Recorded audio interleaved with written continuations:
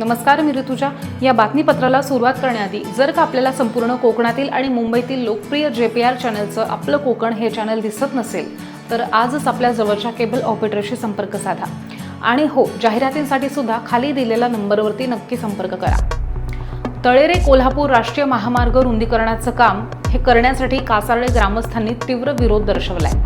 आणि या महामार्गाच्या रुंदीकरणासाठी कासार्डे आनंदनगर हद्दीतील भूसंपादनच झालेलं नाहीये आणि मिळकतींच्या अधिकार अभिलेखामध्ये किंवा शासकीय कागदपत्रामध्ये ह्याची नोंद नसल्याचा दावा इथल्या ग्रामस्थांनी केलाय.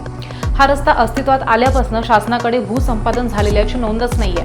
रस्त्याच्या सातबारांमध्ये स्थानिक जमीनदारांची मालकी दिसून येते. भूसंपादन झालेलं असेल तर शासनानं ते आमच्या निदर्शनास आणून द्यावं आणि जर स्थानिक जमीनधारकांना योग्य तो मोबदला द्यावा असं सुद्धा ग्रामस्थांचं म्हणणं आहे. याबद्दल प्रशासनाकडे पत्रव्यवहार करून सुद्धा कोणत्या प्रकारचा प्रतिसाद मिळत नसल्याचा ग्रामस्थांनी आरोप केलाय.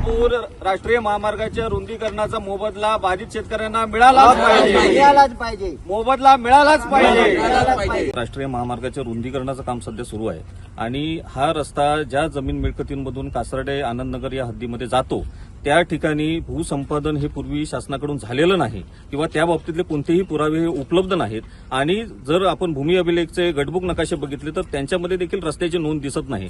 गाव कागदोपत्री देखील या रस्त्याची नोंद कुठेही नाही. त्याच्यामुळे हा रस्ता ज्या जमीन मिळकतीमधून जातो ती आजही खाजगी मालकीच्या जमिनी आहेत. अशा परिस्थितीमध्ये शासनाला ही बाब निदर्शनास आणून देऊन देखील अद्यापपर्यंत शासनाने त्याची कोणतीही ठोस अशी दखल घेतलेली नाही. आणि त्याच्यामुळे या रस्त्यामध्ये ज्या ज्या लोकांच्या जमिनी बाधित झालेल्या आहेत त्या सर्व ग्रामस्थांनी एकजुटीने हा संघर्ष आज इथे उभा केलेला आहे.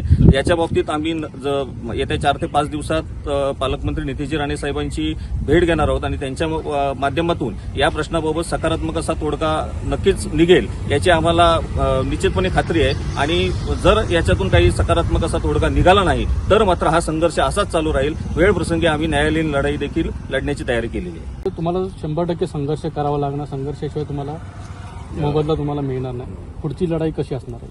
नाही, आता आमची पुढची आम्ही सर्व प्रशासनाला कागदोपत्री आम्ही इथं बोलवलं, पालकमंत्र्यापर्यंत आम्ही पोचलो आहे.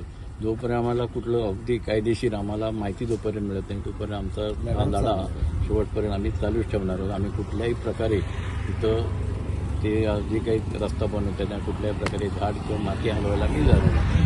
थोडा आमचा संघर्ष आमच्या सगळ्यांचा आमच्या संघर्ष समितीचं आमचं ठरलेलं आहे. कुठल्याही प्रकारे आम्ही रस्ता करायला देणार नाही जोपर्यंत आम्हाला योग्य न्याय आम्हाला जोपर्यंत मिळत नाही तोपर्यंत. महामार्गामध्ये जातात काय आणि कसा लढा असणार आहे?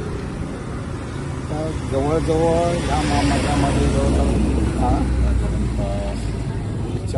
चाळीस जे आहेत जास्त 40पेक्षा जास्त आहे असे ग्रामस्थांच्या जमिनी जाणारे आहेत. त्या ग्रामस्थांना खरोखरच त्याचा काही लाभ मिळणार नाही असं याच्या प्रशासनाच्या दुटप्पी भूमिकामुळे हे समजतंय. तरी आमचा हा लढा जो आहे तो लास्टपर्यंत राहील. आणि एक मी माझी सैनिक आहे खरोखरच. आपण रस्त्यावर बसल्याशिवाय राहणार नाही. नाव कसं?